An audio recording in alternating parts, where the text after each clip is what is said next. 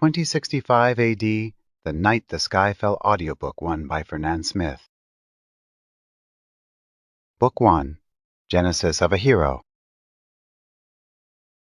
The planet of Earth, once vibrant with massive populations of humans and enormous buildings and cities, is now reduced to a scarcely populated wasteland of death and decay.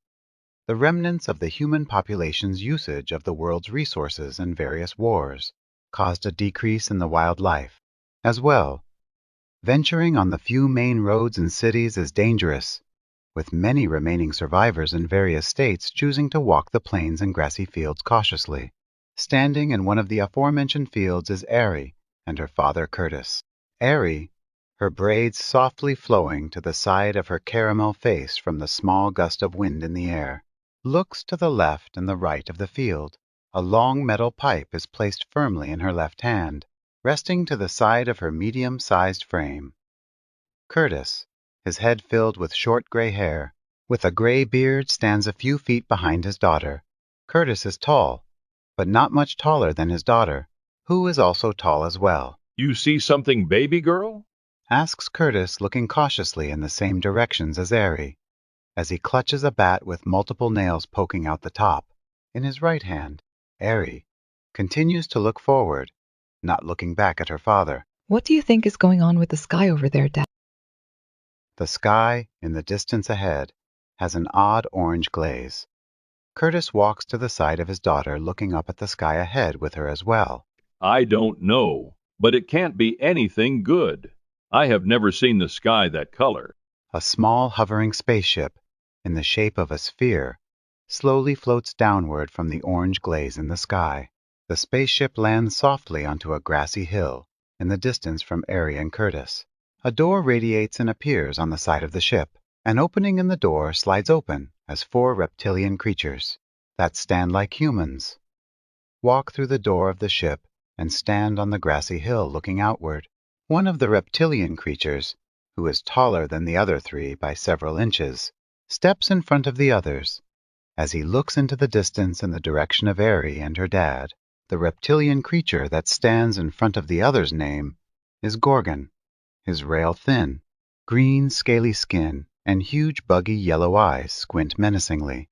His long, skinny, scaly legs and claw-like feet are similar to an earth lizard. His silver metal armor covers his shoulders, arms, and legs. The armor is reminiscent of the armor of the medieval period.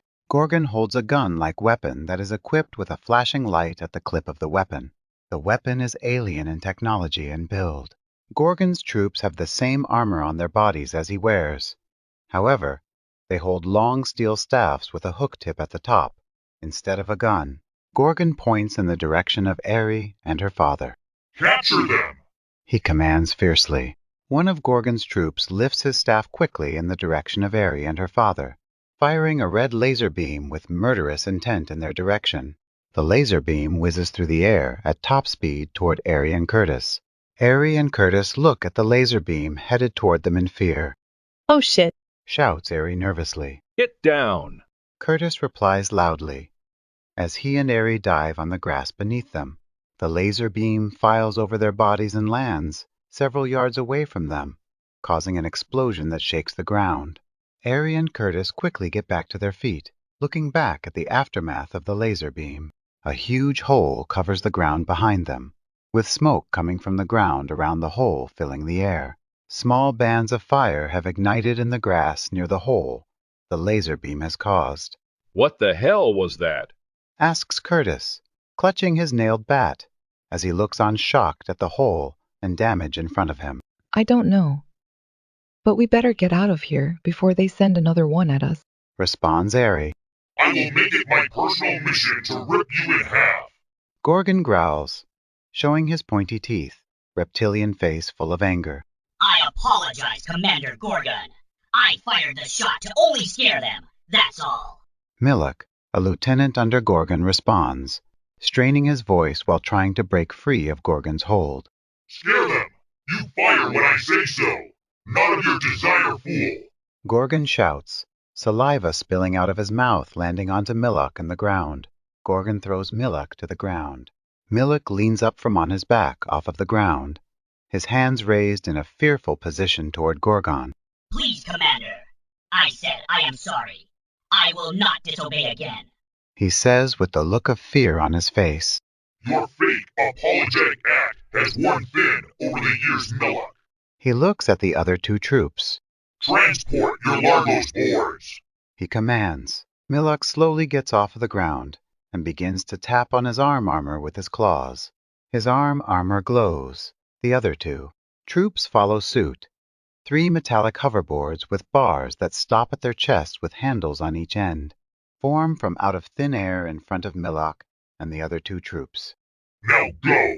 Capture those human pests and bring them back to me. For the glory of Void. Shouts Gorgon. Millock and the other troops step onto their hoverboards. For the glory of the Void. The 3 shout in reply. They take off into the air in the direction of Aerie and her father Curtis. Aerie and Curtis are running as fast as they can. Aerie looks back and sees Millock and the other troops heading in their direction on the hoverboards at full speed. Those things are right behind us. Shouts Aerie nervously.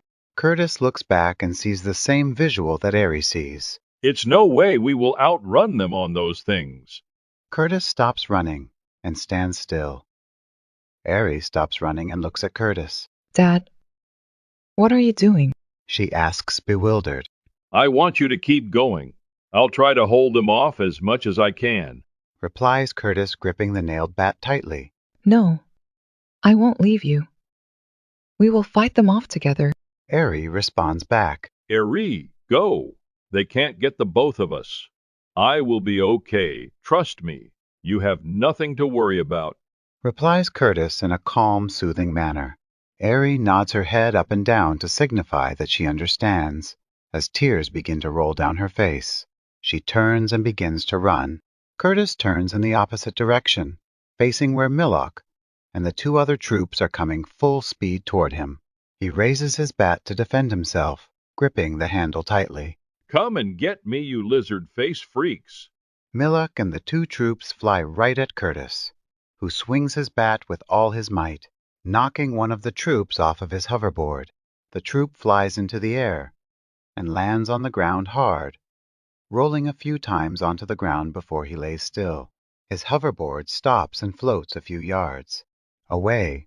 Before stopping midair, Curtis turns toward the other troop quickly to swing his bat. But he is too late. The troop shocks Curtis with the top end of his staff, sending an electrical current through Curtis's body. Curtis's body drops to the ground. Millock stops his hoverboard where Curtis lies. Millock jumps off of his hoverboard and lands next to Curtis, who is slowly trying to get up and gather himself. Human slag. Millock barks. He takes the butt of his alien gun and hits Curtis in the head with it, knocking Curtis out cold. I thought Gorgon said to capture the humans, not hurt them. The troop wonders while looking at Millock, still on his hoverboard. Millock looks over at the troop. He will live. As far as Gorgon, screw him. I do as I please. Millock shouts, his sharp pointy teeth showing. The other troop that Curtis knocked off of the hoverboard slowly begins to get off of the ground, holding his side in obvious pain. Millock looks over at the troop. Shake it off. Go and capture the female human slag now. Aerie continues to run. She runs without looking back, because her father told her to. She runs with fear in her heart, hoping that her father is still alive. She runs because she knows she is the only hope to keep herself alive. An explosion goes off to the left of Aerie. She doesn't stop, she continues to run. An explosion goes off behind her. She doesn't look back, and continues to run with all her might. She hears the hoverboards buzzing above her and around her. She does not look up. She continues looking ahead, continuing to run. Another explosion happens in front of her. She drifts to the right to dodge it, but the ground begins to crumble under her feet, sending her free falling underneath the ground as her body shifts and falls downward, hitting the edges of hard dirt and small rocks. She continues to fall until her body lands on a muddy surface. She has dropped in what seems to be a small hidden cave beneath the ground above. Her body rolls underneath a rocky edge, unconscious, concealing it from anything above ground. The two troops hover above the now medium-sized hole in the ground where Airy fell. A light underneath one of the troops' hoverboard flashes into the hole, with no sign of Airy in sight. "See anything?" asks one troop, looking at the other, still flashing his hoverboard light into the hole. "I see nothing," the other troop responds, clearly annoyed. Millock flies up to the troops on his hoverboard. Did you find her? He asks, looking at the two troops. "No, Lieutenant Millock, sir. We did not. She fell down that hole, but it's no sign of her down there." "Do you want us to search for her in the hole?" the troop asks, still flashing his hoverboard light into the hole. No, it's no use in that. Humans are weak physically. She's probably dead. Millock answers. "What do we tell Gorgon?" asks the other troop. We tell him that she got away. We gather the other human slag and take him to one of the camps. When we get back to the reeling craft, I will send an order to send a field team to reconstruct this area. Let's go. Millock orders. The troop turns the light off on his hoverboard. Millock and the two troops fly away from the hole and head back in the direction of their ship. Hours later, Airy still lies unconscious on the cold, muddy ground. A small gust of wind begins to fill the small cave. "Arise, young one," a voice that comes from the wind itself says. Airy slowly lifts her head and leans up on her hands. She then sits up on the ground holding her ribs, her body still in pain from the fall. Who said that? Is somebody in here? She replies nervously, looking around the cave, her voice cracking from the pain she still feels. The wind picks back up in the cave as it twirls throughout. "Who I am is not important, young Airy. You are one of the chosen few picked to save the galaxy from the forces of pure evil, and a being of patient evil. We have been watching you as well as others for a while now. The time is now to pass. The power to you," the voice responds. What power? Airy asks, still looking around nervously, trying to spot a person or anything in the small, dark, and damp cave. A blue aura surrounds Airy as she begins wincing and shaking in pain. She screams as her body begins to shake wildly. The aura that surrounds Airy's body begins to enter into her skin as she screams. The aura disappears as a small Libra sign brands itself on her left arm before it too disappears. Airy drops her head, her body still shaking, but not as wild as before. The wind picks up again in the cave. You now have the power of one of the elements. You have the essence and strength of the Libra. You have the energy of the stars. Now help us all, young Airy. Rise, the voice in the wind encourages. Airy lifts her head. Her eyes are glowing blue. She slowly stands up. Steel blue armor appears on her arms, legs, and chest. A small steel bar appears in her left hand. She looks up to the top of the hole. The aura appears around her body again before she shoots up out of the hole into the sky. She slowly floats to the ground a few yards in front of the hole as the blue aura disappears from around her. The blue glow on her eyes remain as she looks into the distance and sees the massive alien army assembled in the area. In the distance, the reptilian field commander and one of the many ground troops look in the direction of Airy. With 50 troops or more and a huge crater spacecraft, the field commander has a cocky arrogance about him. "What was that?" asks the field commander to the ground troop near him. "I don't know. Based off the database we have collected, there is no human or animal on this planet that could have shot up in the sky that quickly and land that way," the ground troop answers. Probably nothing too serious to be concerned with. Send a few troops over on the Largos boards to take a closer look. They will capture whatever it is, and we can dissect it then," commands the field commander to the ground troop. The ground troop waves his hand at 5 other troops nearby. He then points in the direction of Airy, who is slowly walking toward them in the distance. The 5 troops jog to 5 Largos boards and jump on them. They head on their boards in the direction of Airy. The troops make it a few yards in front of Airy before stopping their boards. Airy stops walking and stands still. They slowly raise their staffs and point them in her direction. "We don't know who you are, human slag, but if you know what is good for you, you will surrender to us," says one of the troops on the board with a menacing grin on his face. Airy says nothing, before quickly extending her left hand with the bar inside of it. A lengthy whip extends out of one end of the bar. At the tip of the whip is a sharp pointy ends on each side. Aerie cracks the whip one time swiftly on the ground, then twists her wrist toward the troops as the whip flies in the direction of the troop on her left side. The scale top of the whip hits the Largos board, forcefully causing it to explode, and sending the troop on the board flying to the ground. The other troops begin to set aim at Aerie, but it is already too late for them, as the whip quickly swings its way from left to right, exploding each of the Largos boards and dropping the rest of the troops to the ground as well. One of the troops stands up, but the whip wraps itself around him, constricting around the troop like a python, as the troop's bones begin to crack until he finally snaps in two. Aerie pulls the whip back toward her. Another troop aims his staff at Aerie, who lifts her right hand toward the troop. A shot blast of wind hits the troop, sending him flying backwards, screaming, into the night. The three other troops look on in fear and quickly drop their staffs. They quickly run off and toward their fellow massive troops in the distance. The field commander looks on shaking his head. Cowards! Failures! Can't even take out one bloody human flesh scum, he shouts in disgust. He looks over at the 50 or so troops that Gorgos and Milok have left at his disposal. All of you, bring that flesh bag to me, in pieces. The troops gather, some jumping on Largos boards, others walking with staffs in their hands, all headed in the direction of Aerie. Aerie continues to walk toward the 50 or more troops headed in her direction. She suddenly stops and slowly kneels on the ground. She puts the hand with the whip in it on the ground, with the other hand following the same pattern. The wind quickly picks up, as 6 small tornadoes swiftly drop from the sky and land on each side of Aerie. What kind of sorcery is this? Shouts one of the troops in fear and disbelief at what she sees.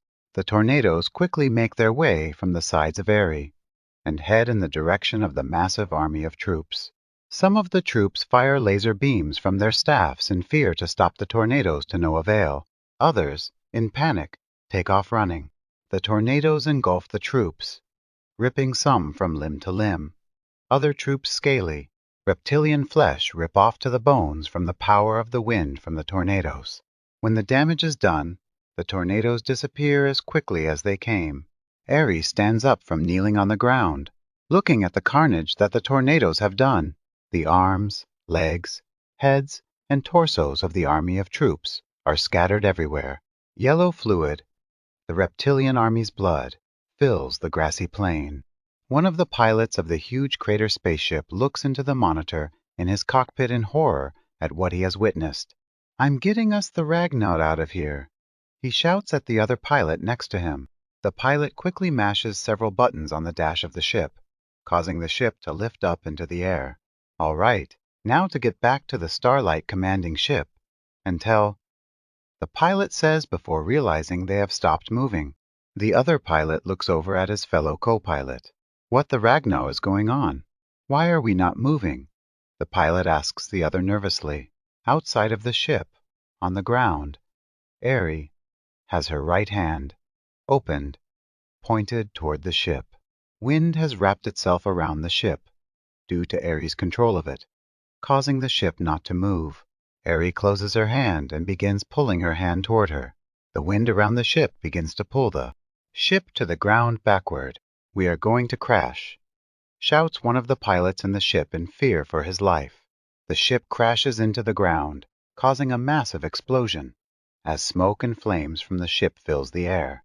The field commander looks on in horror and hopelessness, the arrogance and cockiness from earlier all but gone. He stumbles around in disbelief at all he has seen and witnessed. He spots an empty Largos board not far from him, and quickly begins to run toward it. The whip that Aerie possesses wraps around his neck from behind, strangling him and making him drop backward to the ground as he gasps for air and to break free from the grip around his neck of the whip.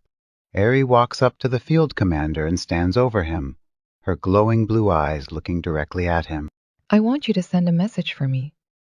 I want you to let others know that we will fight back, that this is just the beginning. I want you to tell them that I'm coming for them, all of them. Aerie loosens the whip around the field commander's neck.